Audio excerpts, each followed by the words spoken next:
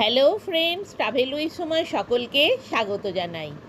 আজ যাচ্ছি হাওড়া জেলার ডোমজুর থানার অন্তর্গত নারনা গ্রামের বাবা পঞ্চানন্দের মন্দিরে পুজো দেওয়ার জন্য।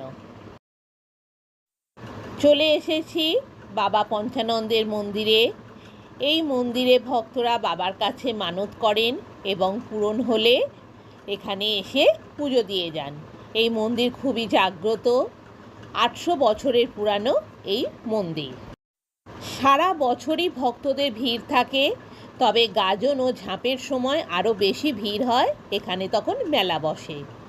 মেলার ভিড় এড়ানোর জন্য আমি 1 সপ্তাহ আগে এসেছি বাবা পঞ্চানন্দের কাছে পুজো দেওয়ার জন্য। বাবা পঞ্চানন্দকে শিবের আর এক রূপ হিসাবে গণ্য করা হয়। কথিত আছে, তুবারাম ঘোষ নামে এক ব্যক্তি স্বপ্নে আদেশ পেয়ে এই মন্দিরের পাশের পুকুর থেকে ঘট তুলে এই মন্দিরে প্রতিষ্ঠা করেছিলেন। খুবই জাগ্রত এই মন্দির। এই মন্দিরে বাবা পঞ্চানন্দের কোনো মূর্তি নেই, তাই ঘট পূজা হয়ে থাকে।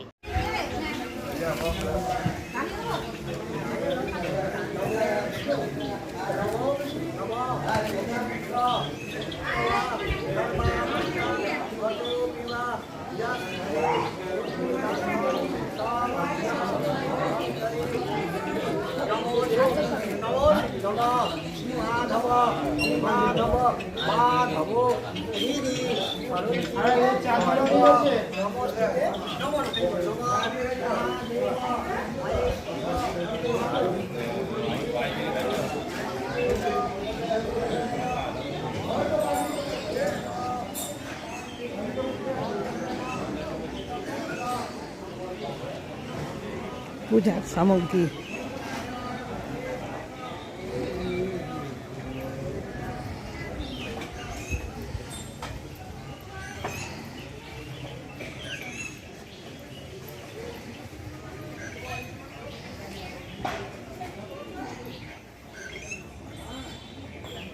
বাবার স্নানের ঘাট।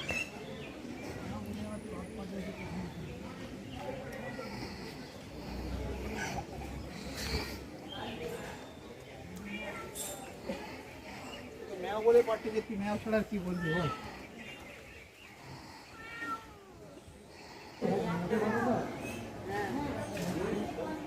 সে তোর দাদা তোমার মেসের সাথে কথা বলে হয়েছিল মনে হচ্ছে। দুটো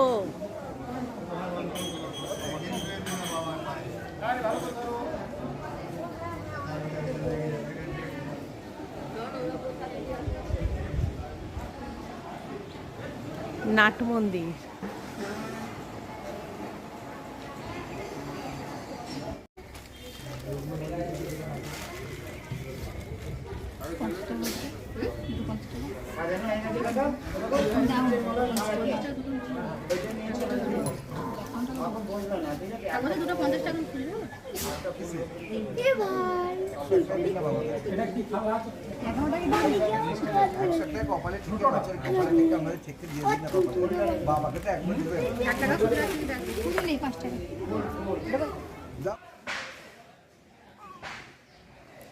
মেয়েদের কাপড় ছাড়ার ঘর।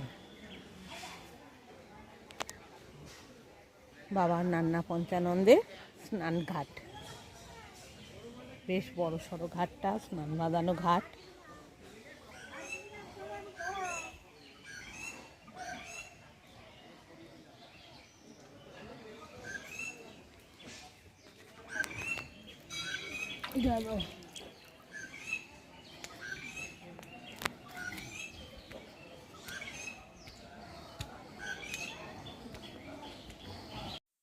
সামনের সপ্তাহে গাজন ঝাঁপ রয়েছে, তাই এখানে বিশাল মেলা বসে।